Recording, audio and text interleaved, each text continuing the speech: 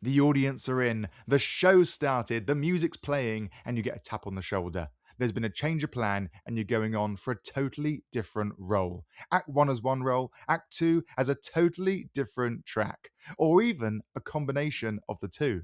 Or perhaps you've left the house and you get a call. Yep, you're going on, sometimes with little or even no rehearsal. This, my friends, is the world of swings and standbys. And welcome to our official NYMT podcast series, Open House. It's the very first episode, and we're so excited to share it with you today, our listeners. It's the podcast that brings you insight and inspiration from a whole host of incredible guests, friends of NYMT, and the world of musical theatre in celebration of our 50th anniversary. More than 50 years of musical theatre for young people.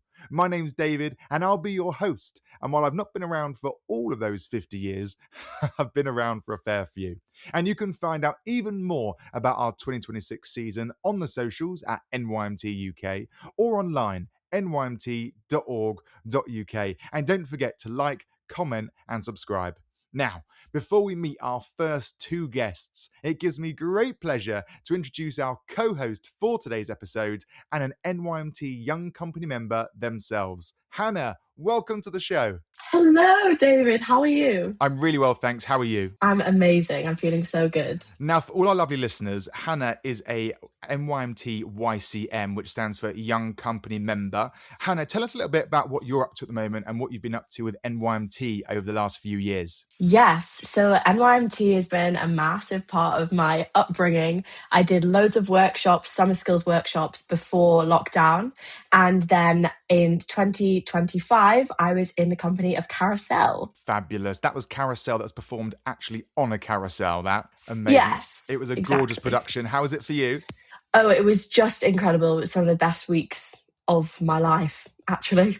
Oh, I love it. Absolutely love it. And you're at drama school at the moment, university, where you're at? What are you doing? I am currently at university, second year at the University of Birmingham, doing drama and English. And I'm also a musician, so I'm in a band with my twin sister called Twain. We just supported Jules Holland on his winter tour 2025, performed at the Royal Albert Hall, which was insane. I love it. Tell me, if our listeners want to have a listen to you and your sister's band, where can we find you? Where can we listen? We are on all streaming services under Twain. And then if you want to give us a follow on socials, then it's at Twain Twins. TWAYN. Not messing around there, getting that plugged straight in there. Of course. But listen, we are here for a fabulous episode with two fabulous guests. Tell us, who do we have on the show? So the two guests joining us today, since being part of NYMT, have absolutely taken the industry by storm. Our first, Cliona Flynn, graduated from the Royal Central School of Speech and Drama back in 2022 and very swiftly made her professional debut on a West End stage at the Savoy Theatre, no less, as Katie Heron in Mean Girls. And our second, Brian Muirí, is currently in his last month at Back to the Future at the Adelphi Theatre, also on the West End, and was part of 4 NYMT productions from 2013 to 2018. And he's also a teacher at the iconic Pineapple Dance Studios in London. Oh my goodness, two fabulous guests. Let's get things started. This is Open House with NYMT.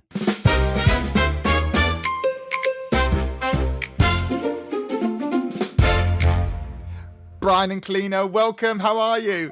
Hi. Hello, David Grant. How are you both? Amazing. Good, thank you. Honestly, it is such a pleasure to have you both on this podcast. You are both smashing your musical theatre careers, and you've both been such fabulous alumni of NYMT as well. It's so great to have you. But listen, Hannah gave us a little tease as to what you guys got up to with NYMT way back when. But let's hear it from you. Let's go with Kleena first. Kleena, what was your NYMT journey? What were your projects did you get involved in? So first thing I did with NYMT was a workshop with Jake and Pippa. We wrote a musical in a week, which was really fun. It was like a devised musical workshop week. And then I did the 40th anniversary concert at the Adelphi. And then after that, I did Billy the Kid and Superhero. I love it. How old were you on your first project? Remind me. I think I was 14. 14 and Yeah. absolutely smashed So like it. 10 years ago. 10 years ago, way back when. Brian, how about you? When was your NYMT first project? How old were you? And what other shows did you get involved with since? Well, the funny thing is, because myself and Cliona are from the same place. We're both from Cork in Ireland. And basically, I hadn't heard of NYMT because obviously it was based in the UK mostly at the time, with no auditions in Ireland, but there is now. And I went to see 13 at the Apollo on Shaftesbury Avenue in 2012 because it was one of my favorite musicals. And from there, I stalked all the cast on Twitter at the time and was like, what is this? How can I get involved? And then they said, we're NYMT, we're doing a show next year, West Side Story, if you'd like to audition. So then in 2013, I did audition and I did West Side, and then I did The Hired Man in the company. And then after that, I took on the role of like assistant choreographer in Spring Awakening and also Anything Goes and The Beautiful Game. So actually 5 projects.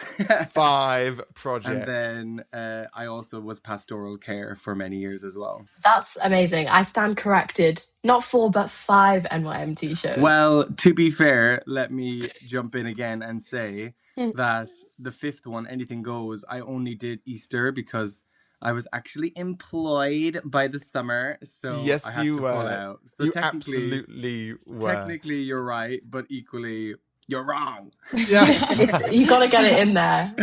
Well, listen, youth theatre, I think, plays such a big part in all of our journeys and all of our careers. And I'm going to ask you guys the question that we ask all of our guests. First question, what is your first memory of youth theatre, or even just theatre in your youth? Well, my favourite memory that I love to like remind myself of now, especially nearly 10 years into professional theatre, is when I auditioned for NYMT's West Side Story.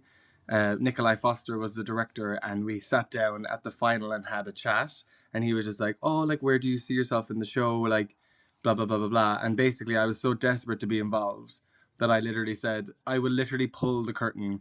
I will do anything to be in the show." And he was just like, "Okay, stink of desperation off you. We'll give you a part." So I think like when I look back to that, that's kind of my earliest memory that does kind of still jog me on now when I'm on stage. It's like, you literally said you'd pull the curtain in a youth production, so you could do that. So I think that's like my favorite memory if I look back, regardless of the actual show, which was amazing. 100%. I think I look back to like me before it even all started, just to say I really, really wanted to do it. So yeah, that's kind of my earliest memory. And Kleena, how about you?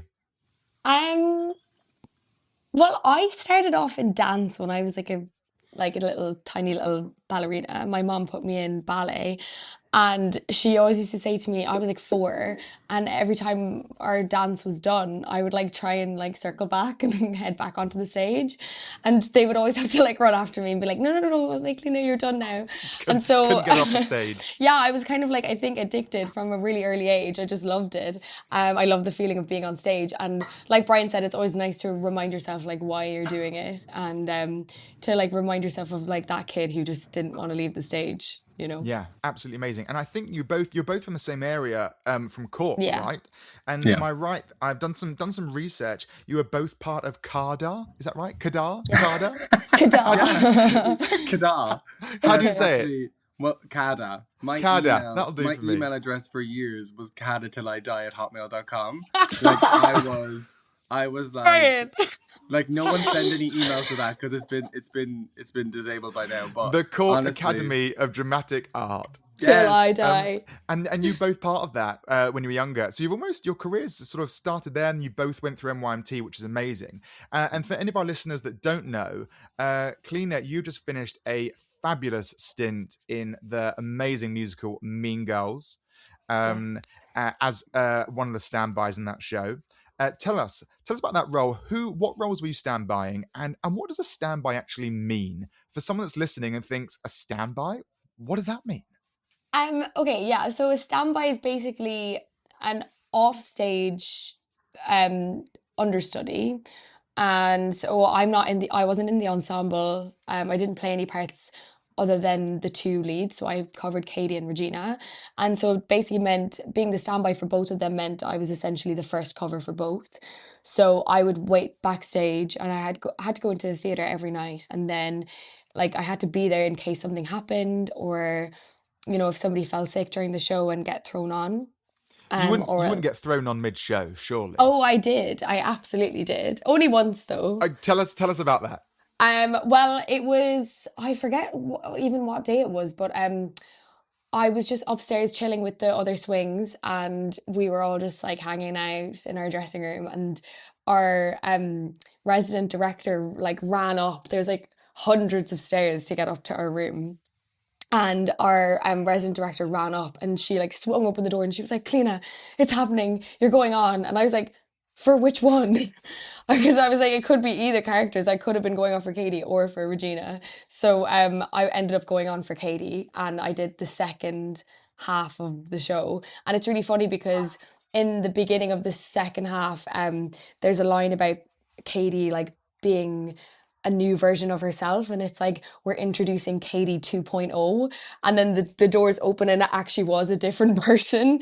So that was quite fun. But yeah, it was exhilarating. Like I loved it. I had the best time, and I think having to just like jump in at last second, it was yeah, it was super fun. Yeah, and how do you keep that fresh? Having to keep these tracks in your head all the time, but not necessarily doing them every night. How do you manage to keep the tracks fresh and in your head? Well, I was very lucky. Like I went on quite a lot. I did 153 shows over the whole contract. Wow. So I was on like a lot of the time, which helped. I didn't go a long period of not being on and then panicking, saying like, oh my God, do I know my lines? Like, I felt like I was kind of consistently getting practice in. But I think at the beginning, it was just about like watching that we would record parts of rehearsals and just keeping going over my script and just like running lines. I don't think you can run your lines enough when you're doing a part like a job like this, when you have to know your lines. Obviously anyone has to know their lines, but when you're playing two characters who are often in scenes together, you have to know them back to front and inside out. Almost having conversations with yourself, almost. Honestly, sometimes I used to run the lines with myself. I would think just do Katie, I Regina, have Katie, to Regina. I have to share the story. It can be so last minute that, in fact, when I went to see Mean Girls and I knew Kleena, it was a date that Kleena was due to be on. We were expecting to see Kleena on as Katie. So we got our seats, we're sat watching. On comes Katie. It's not Kleena. What's going on? I couldn't believe it. I'm checking the program. Is it the wig? Is it the makeup? Sure enough, a few minutes later, no, she's on as Regina. Change of plan, last minute. It is so last minute. Well, no, Brian, you were there another day, because what actually happened the first day that I made my Regina debut, I left the house to play Katie, and it was a Sunday matinee. Brian was coming, like a load of my friends were coming. It was like, because it was my first week on, and I left the house, and my company manager rang me, and she was like, Kleena, I'm so sorry, but like there's been a change of plans. Like you actually need to do Regina today for the first time. And so I just got to the theatre. I had already left the house planning on playing one part, and then I was like, oh God, I've just got to switch to the other. Yeah, it was mental. And so Brian got to see my first ever Regina, where I was just like, he was there. I only found out literally an hour ago that I was doing this. And then sadly I came back about 10 times after that. Yeah. To see her do anything. Kleena would open an envelope and I'd be there. Oh, I love it. My number one supporter. Listen, Brian, Kleena's told us about the role of a standby, but currently you are very much in the world of a swing. Swing, standby, what's the difference? How does a swing work? They're kind of similar in the nature of them, but basically a swing is someone who can traditionally like jump into any role in the ensemble. But nowadays, swings are also taking cover roles, so like principal parts as well. So currently, on paper, I cover 6 ensemble tracks, and I also cover 2 principal roles. But that doesn't mean that I haven't done more. I've done 3 female tracks as well in this show at Back to the Future. So I've total done 11. But so like that's kind of, they don't really clear you for those until you've done all of your male representing tracks. So I've done 8 of those, and then I did the 3 females after, depending on whatever covering we did that day. That is amazing. How do you manage your time as a swing backstage? Like what are you doing when you're not on stage for a night? I mean, I'd love to remember because honestly, since Christmas, I've been off for one night. I literally just said that to my housemate this morning because I meant to be off tonight as well for the second night since Christmas, but I don't think it's gonna happen. Wow. I'm taking bets. But I mean, if we're not on stage, like some of my best friends are also the swings as well. So we would like at Christmas time, like very early on in Christmas time, we'd play like a board game, or like we would potentially go through some things, or like go out to the front and watch the show. Get a slush puppy from the A shop. slush pushy. Easy for you to say. Easy for you to say. A slush puppy. Say that. Slush puppy. Say it 3 times fast. There you are. For anyone listening that wants a new vocal warm up, slush puppy, slush puppy, slush puppy, slush puppy 3 times. Pause this podcast and do a vocal warm up there quick. But go out the front of the house and get a slush puppy and just have a laugh, really. Tell me, so when you talk about doing like 6 tracks in the ensemble, does that mean that you know 6 different, movement, blocking, choreography, harmonies, the head, the tail, the whole damn thing, all 6 different versions? Am I right? Yes, and sometimes as well, like if we're in a cut show, which we often are at Back to the Future, like I could be doing 3 parts at the same time. So there was, in one number, there's 3 solos. And one day I sang all 3, but like on different parts of the stage. So I literally was just running around the back of Marty, singing like everything. And I was like, this is hilarious. And then also there's like, we have to know all the harmonies, but there's a moment in Cake, which is one of the numbers where like different characters enter. And there's one part that the boys are in 4-part harmony. So if I'm playing a different track, but we're missing one of those, I'll sing it behind the curtain. And that's when I call myself Kathy Selden from Singing in the Rain. I'm like, I'm doing a Kathy today because I'm just singing behind the curtain. Keep our atmosphere so fresh and clean. Like just singing in the back. So yeah, it's crazy, but also like being a swing is crazy. But I think once you're into the swing of it, same as Kleena, like once you kind of know what you're doing and you know like the general what's happening on stage, I think it becomes a lot easier. I think it's fair to say that there's a huge amount of work that come with both roles, swings and standbys. You really, really have to, know your track inside out and backwards. What would you say would be one of your biggest tips, Brian, for someone that's wanting to look at or train their swing or standby skill set and being able to handle that amount of information? How do you prepare for that? Like honestly, eat, sleep, and breathe it, in the sense of like you have to, like for example, Back to the Future was a big cast change in the ensemble, and there was only 2 new swings, myself and another girl called Phoebe.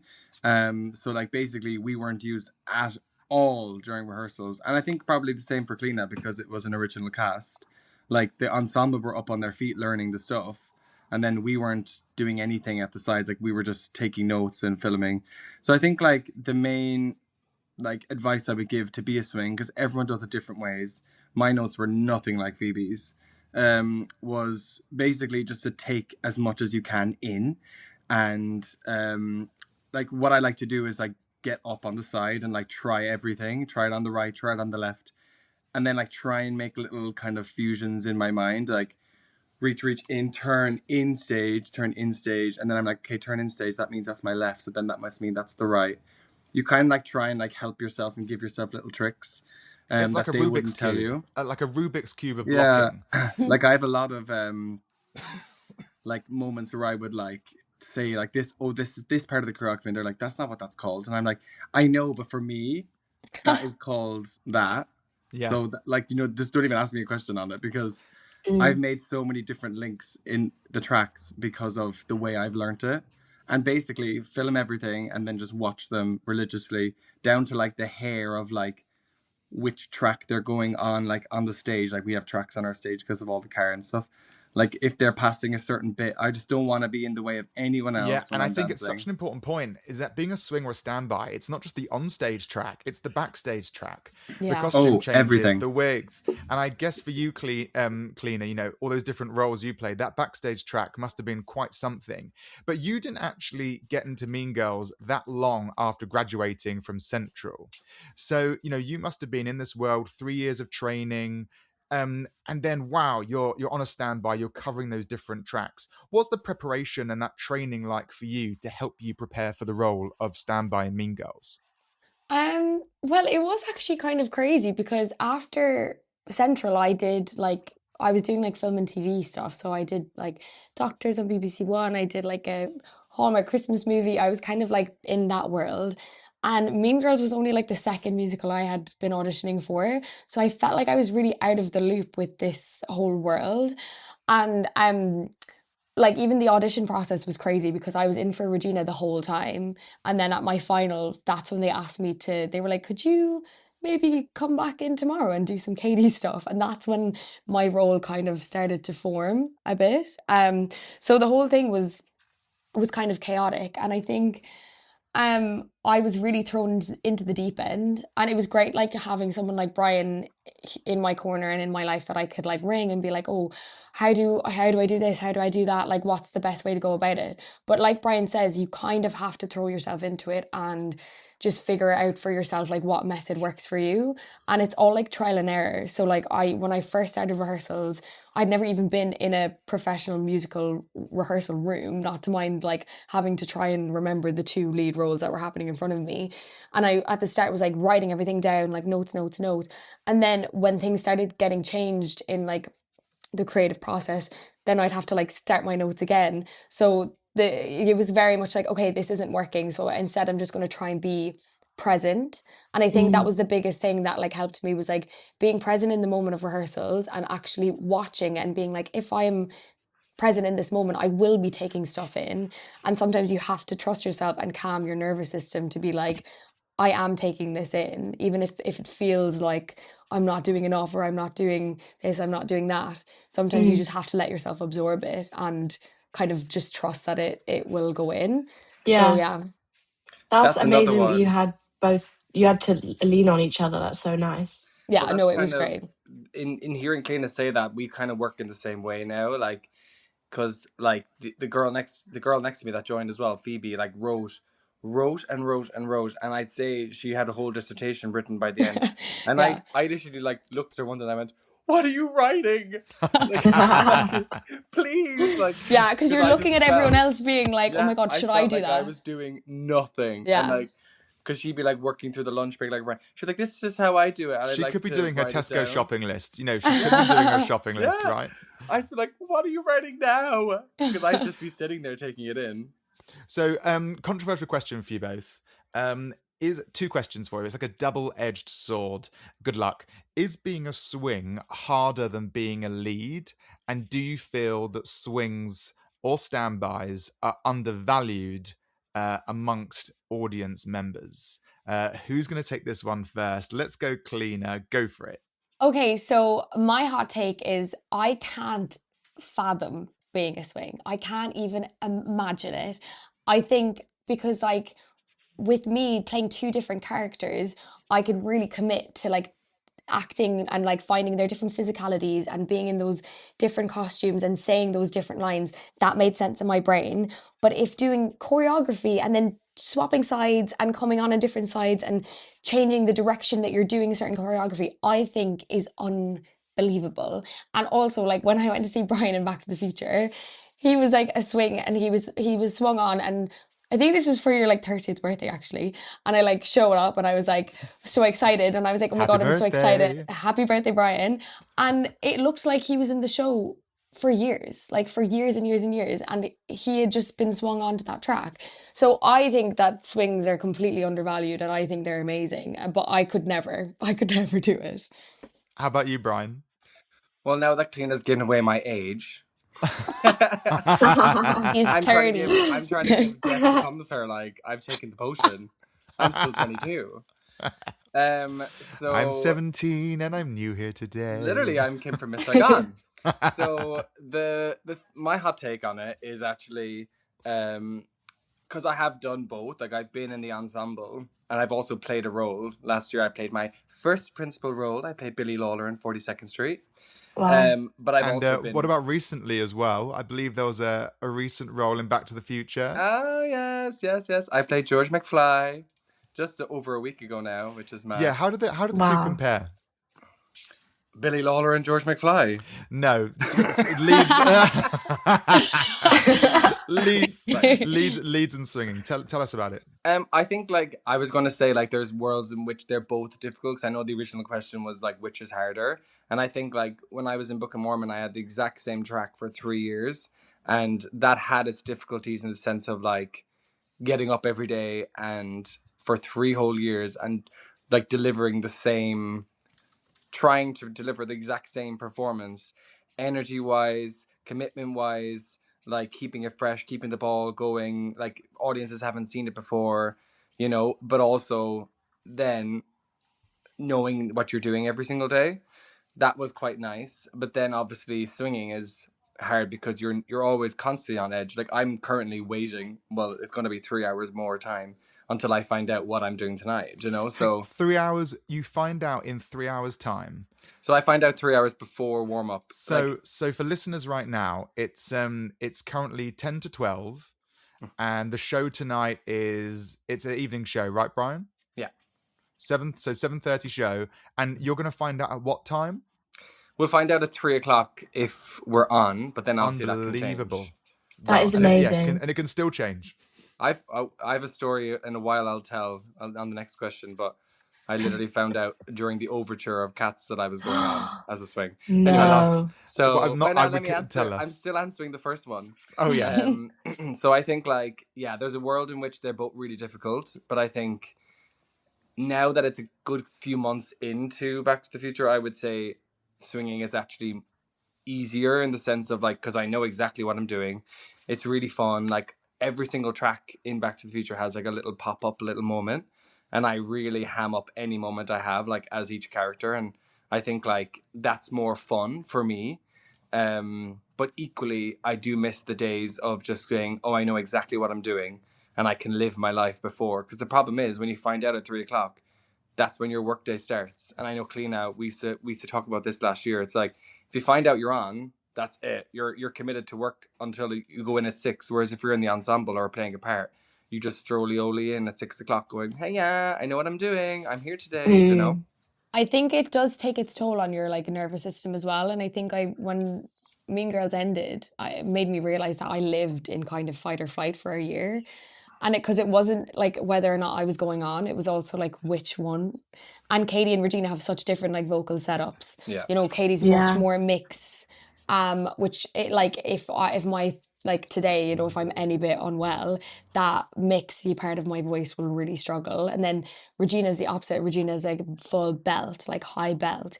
And so like it's not even just about if you go on, it's which one you're gonna be. And so that is kind of a tough thing to be kind of constantly in that state of like, what's it going to be? You talk about fight or flight, Kleena. Tell us a bit more about that for listeners thinking, they have maybe a tricky moment in their training. They approach something that makes them feel, they really need to go for it, or a challenging time. How did you deal with that more intense period? Obviously, looking back on it, you think, gosh, you were living in Mean Girls day to day. But when you're in it, how did you manage that day-to-day routine and taking each challenge as it came on a day-to-day basis? I think you just really have to look after yourself, and like you have to really prioritize like your sleep and like what you're fueling your body with. And because like there was a stint before where I was scheduled on for Regina for 2.5 weeks. Georgie had holidays, so I was like knew I was going on. But within those 2.5 weeks, if Katie went off, they would swap me in. And or like, if, depending on how it would work, if there was the other like cover was off sick or whatever. So which was meant to be 2.5 weeks of just Regina, like there were times where I was jumping into Katie and like jumping back to Regina, and that was quite intense when it was over those periods. And there was a time over Christmas as well where it was just like, constantly chopping and changing. And I think you just have to be really kind to yourself, and it can like, I think your voice struggles more and your performance will struggle more if you like get really hyper and you get really anxious and you let yourself like your brain go crazy. So it's kind of about having to try your best to calm your nervous system and know that you can do it, and it's all in your body. And I'm very lucky. I have an amazing support system. I lived with all of my best friends. I had Brian. I had like the cast and the crew like of Mean Girls were like unbelievable and so supportive. So in that sense, it does take a village, because I had so many people in my corner who used to look after me and just like help me, And do because you know it was what? a lot. I think we have a similar approach at NYMT actually. You know, NYMT shows and projects, they can be so full on for our company of young people. You know, the days, the rehearsals are amazing, but you know, we work together so hard. And you're right, it does take a village, from the creative to the Yeah. pastoral team. But no, that NYMT experience of putting on a musical or a workshop or a project together can be such an incredible experience for those young people that take part. But speaking of challenging experiences, Brian, you teased us earlier with a little tale from Cats. Now, for anyone that doesn't know, Back to the Future right now. Just then before that, it was 42nd Street, with a long stint in Book of Mormon. And then somewhere before Book of Mormon, you were getting on those whiskers and doing a face full of face paint day in, day out. Tell us more. Well, now I'd probably go back and play Grisabella at this stage. But at the time, I I'd was pay a lot young of and money to see that. beautiful. I would too. They'd have to change the key. So 2019, I actually, just before the pandemic, I was on tour with Cats. I was a swing, and I also was covered Tugger, Rum Tum Tugger, and Skimbleshanks. So I did have my 2 principal roles there as well. I did 11 tracks of Cats too. Basically, Cats was just mad. Like, as in, obviously, we're away. We did like China, the Philippines, Singapore. I went to Vietnam, Tokyo. Like, it was crazy. Like, amazing places. But the main thing is, obviously, like with a big dance show like that, people are going to get injured, and people have different things that happen. You know, we were in foreign countries. If you certain foods might make your tummy go funny or whatever. So like, literally, there was be times like during the overture or like in the middle of the opening number, because that was a big one as well, where like it was even more difficult because we were all swings, but we only had priorities for our covers, aka Rum Tum Tugger and Skimbleshanks, but all the ensemble were just free for all, like between the 3 boys that were there. So basically, like, we would just get the little tap on the shoulder. So we used to have to sing live. Like, all the swings sang live in the booth. So we used just be all like, sounds with like our an little... episode from Traitors getting I attacked from know. Claudia Winkleman. We actually looked pretty much like you, David, right now. We had our little mic in front of us. We had our little headset. And I used to, like, I bedazzled all the side of mine with stickers, obviously. I'm sure you did. Obsessed. And then basically we just get the tap on the shoulder. You'd be like, doodle doo doo doo doo doo doo. And these two are like, the tap. And you'd be like, who? And then they'd be like, fucking like Corkapat. And I'd be like, oh, okay. And then you'd run, and basically everyone would help you get into the makeup. Like, all the other swings would be like painting a whisker here, painting a whisker there. Like, we used to do it so fast. Incredible. But yeah, so like That's sometimes you get thrown crazy. on for that. But equally, like, it's kind of like everyone pull together and help you through kind of a thing, and then check your notes and your videos between little bits and whatever. But yeah, I mean, that's obviously the beauty of it. But I was Yeah. going to say earlier something similar to what you said, David, in the sense of like NYMT actually does kind of prepare you for all that, because I think as well, when you kind of take all the deeping out of performing, it is just like you're there with your friends having a good time. And I think like the good thing about having the long days at NYMT, like rehearsing, I remember at West Side Story we used to do ballet at 8 o'clock in the morning with Drew McConey. Like, literally, we used to go literally straight to breakfast and then go straight to ballet before we'd even start rehearsals. It was crazy carry on. But like those long days and the fun, and then performing in between that, like at all hours of the day, kind of like is the same lessons I take now into my career. Because like I think before I did NYMT, I would be like life performing. Whereas I think now, especially when it's literally my career, it feels like the two can exist at the same time, and I can still be having fun with my friends, like in the wing, even on stage, but like in the world of the show. And I think NYMT actually kind of taught me that, because we literally were in rehearsal rooms for a long time, just kind of like laughing and playing with each other. And you know yourself, like, especially like I suppose Hannah, like last year, because you're living there and because you're in the room constantly, you kind of do know what everyone else is kind of up to and doing.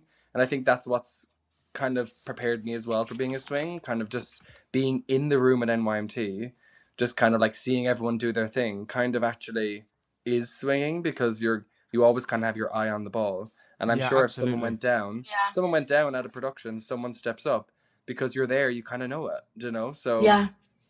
it is And 100%.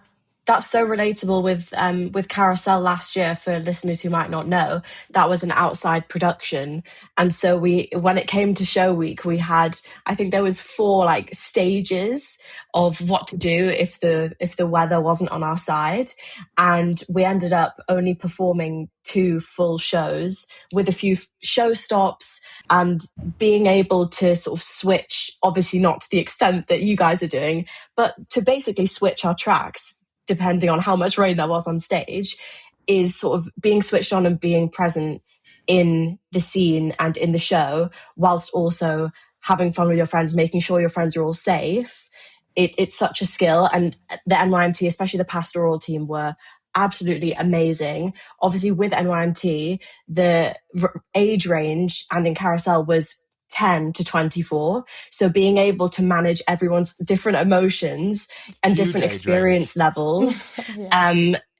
it was just phenomenal. And obviously it was heartbreaking when we couldn't do the show what we wanted it to be, but those skills we learned with being able to The switch show must go tracks. on. And you 100%. guys absolutely smashed it. It was such a pleasure and an amazing thing to be a part of. Thank you. Folks, I'm so conscious of the time. We are coming towards the end of this episode. But before we do go, I know Hannah has got a couple of questions. I think you've got 2 questions from some of our listeners. Let's fire one to Kleena and one to Brian. Ooh, okay. So we have a couple of questions from listeners. Our first one, maybe I'll give this one to Brian, is from Malachi, age 20. Do you have a song that gets you hyped before the show? Hi, Malachi. Yes, actually, there's been quite a few like different ones. Considering with the different people I've had in dressing rooms. I remember in Cats, it was Euphoria. We used to always play Euphoria. Euphoria! Like all the time. And then actually for Book of Mormon, it was always Hilary Duff or like Miley Cyrus. Like it was just, because like it depends on who's in the dressing room, you know? Good choices. And I think at Back to the Future, it's more of like a head down, let's learn what we're doing. So it's usually the opening number playing back and forth. But yeah, like to be honest, it kind of just depends on the people around you. Like nothing really for me gets me in the mood more than kind of being with my friends and kind of rallying up what energy we have for that day. And I think like that is the power of music. Like Hilary Duff would get us through the Book of Mormon. It was great. Yeah, absolutely. Thank you, Hilary. If you're listening and you want to share with us your pre-show hype track, send it in on the socials at NYMT UK, and we'll share those with Brian. And maybe your song will be playing in the Back to the Future dressing room anytime soon. Next question, Hannah. One for Kleena. What's this one going to be? I'm excited. Kleena, yes. So currently the Legally Blonde tour is happening in the UK, and there's been many, many swings and emergency covers on stage. So this question's from Grace, 21. What's your message to the press who have been pitting Amber and Hannah against each other? Oh, grow up. Like everyone's just trying to do their best. And like, honestly, if people who've never been a performer, never been an actor, never been on stage and had to do those epic songs night after night after night, then I don't think you get to be mean about people. And also, I think if people need to take time for their vocal health or their mental health or physical health, they have to do that. I think there's a crazy culture in performing where, you know, people think you should go on stage even if you're at death's door and you have to do the show.